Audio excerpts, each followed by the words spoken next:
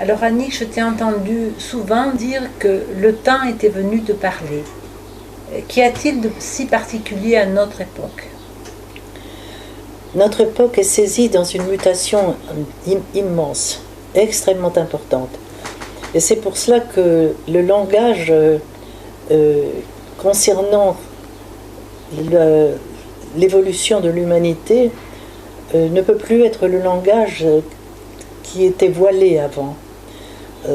Nous sommes à l'heure actuelle justement dans l'enlèvement d'un voile, étant donné qu'on peut considérer que la vie est l'accomplissement, l'intégration d'un potentiel d'énergie.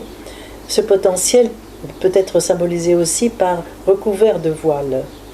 D'ailleurs, c'est un terme qui va être employé dans beaucoup de traditions, recouvert de voile. Et en particulier, Ibn Arabi va avoir tout un traité sur l'enlèvement des voiles. C'est extrêmement important. Et aujourd'hui, c'est un voile énorme qui est en train de se soulever pour aller vers une autre conception du réel, une autre expérience du réel, une expérience plus que conception du réel. Et c'est pour ça que nous voyons toutes les valeurs qui sont en train de s'effondrer aujourd'hui, parce que nous allons passer à d'autres valeurs. C'est une mutation de l'humanité qui est en train de se faire. Donc ceux qui ont fait cette mutation dans leur personne auparavant peuvent apporter une lumière qui peut réconforter les êtres pris dans ce collectif et sont affolés à l'heure actuelle de ce qui se passe. Et ceux qui sont, et j'ai eu la chance de pouvoir d'avoir compris ces choses depuis longtemps, si bien que je sens à quel point je dois dire ce qui ne pouvait pas être dit auparavant. Et je cite toujours Maxime le Confesseur qui a un traité sur le mal extrêmement classique, très juste, très beau, très classique, mais cependant très limité. C'est pourquoi à la fin de son traité, il dit « Mais il y a des mystiques qui voient tout à fait autre chose. Pour l'instant, nous gardons le silence. » Bon, ceci se passait au 7e siècle. Nous sommes au 21e siècle. Et aujourd'hui, au 21e siècle, nous ne pouvons plus avoir le discours du 7e siècle. Ce n'est plus possible. Donc c'est là où je crois que nous avons à lire les textes sacrés à un autre niveau de lecture. Nous avons à les déshabiller, à leur enlever les voiles. Je reprends là des termes de mystiques juifs de toute beauté, justement, qui disent que la Torah, pour l'instant, est habillée avec des habits qui cachent son soleil, parce que le peuple ne pourrait pas supporter ce soleil. Mais viendra un jour, dit-il, où ça sera les temps messianiques, justement, où le soleil devra briller de toute sa force et on enlèvera les habits de la Torah. Bon, enlever les habits, enlever les voiles, tout ça, c'est exactement la même idée. Et là, je le vis d'une façon très forte en moi, puisque je me souviens que toute mon enfance, je sentais qu'il y avait un autre message dans les textes bibliques, en particulier dans la Torah. Je le sentais, ce message, je le sentais, et j'étais traitée d'orgueilleuse et de folle quand je demandais des explications à ce sujet-là. Alors, bon, j'ai continué dans ma folie et dans la désobéissance. Ça te va pas mal. J'ai continué de chercher, de découvrir, parce que je le vivais dans mon cœur, je le vivais en moi. Et le vivant en moi, je le découvrais aussi dans les textes. Et les textes se renvoyaient à moi, et je me renvoyais aux textes. Il y a eu une sorte de mariage, de communion entre les textes et moi. Et c'est pour ça que mes expériences, je me sens obligée de les dire aujourd'hui. Et dans le livre que j'ai écrit avec Pierre-Yves Albrecht, Pierre-Yves m'oblige à les dire, parce que j'étais dans une pudeur, pour ne pas dire, pour cacher un petit peu les expériences profondes que j'ai eues. Mais il m'a dit, mais Annick, aujourd'hui, il faut dire, tu vois. Et c'est pour ça que j'ai fini en effet par m'exprimer et parce que je pense que l'expérience des êtres peut aider beaucoup à la vie des autres, il me semble. Tu vois, regarde comme les êtres autrefois qui faisaient une NDE, qui faisaient une expérience proche de la mort, qui étaient incompris par tous ceux qui les entouraient, ils ont fait des refoulements pathologiques, tragiques, tu vois. Alors c'est pour ça que quand on fait des expériences de cet ordre, c'est très important d'exprimer la réalité de cette, dans laquelle on entre à ce moment-là, un autre réel. Aujourd'hui, les physiciens découvrent ça, n'est-ce pas? Quand Bernard d'Espagna parle du réel voilé, il ne parle pas d'autre chose non plus que de cela. Et lorsque Vassaram Nicolescu écrit ce livre « Qu'est-ce que le réel? Qu'est-ce que la réalité ?»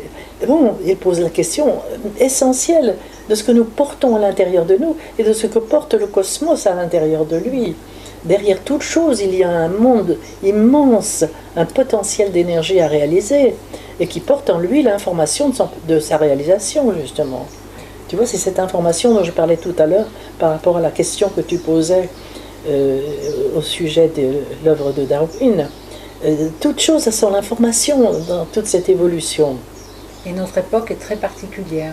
Alors notre époque est très particulière parce que nous vivons une étape très très importante de l'humanité. Je crois pouvoir dire que c'est celle qui passe du 6e jour de la Genèse au 7e jour. Le 6e jour de la Genèse, c'est vraiment l'homme encore animal. Mais à partir du 7e jour de la Genèse, il y a un appel divin immense, immense, un appel au redressement, à la verticalisation de l'être et à son accomplissement total. Et c'est superbe, c'est de toute beauté. L'homme va devenir un homme. Pour l'instant, il est encore l'homme animal. Il se vit dans des rapports de force au lieu de se vivre dans des rapports d'intelligence et d'amour. Tu nous as parlé des voiles. Est-ce que tu peux mettre en parallèle avec les femmes voilées? Mais bien sûr, je peux le mettre en parallèle parce que tout ce potentiel qui est à l'intérieur de nous est aussi appelé le féminin de l'être. C'est cet autre côté d'Adam qui n'a jamais été une côte, qui est ce féminin voilé, c'est-à-dire tout ce potentiel à l'intérieur de lui. Adam étant l'humanité totale, encore vous et moi aujourd'hui, bien sûr, c'est pas un premier homme qui a vécu il y a des milliers d'années, nous en sommes là. Donc c'est ce féminin qui, lorsqu'il n'est plus épousé, est en deuil. Il devient dans la Bible cette démone Lilith, n'est-ce pas? C'est le féminin en deuil. Et je crois que on a confondu complètement ce féminin intérieur avec la femme à l'extérieur. On a voilé la femme, et cette femme est voilée dans certaines civilisations d'une façon très formelle. Dans la nôtre, elle a été voilée d'une façon plus subtile, mais terriblement voilée. Quand elle est maintenue à la cuisine et ne pouvant pas participer à la vie collective, à la vie sociale, elle est voilée, c'est évident. Alors, aujourd'hui, il y a en effet une résurgence du monde féminin qui demande sa place, exactement comme tout Adam.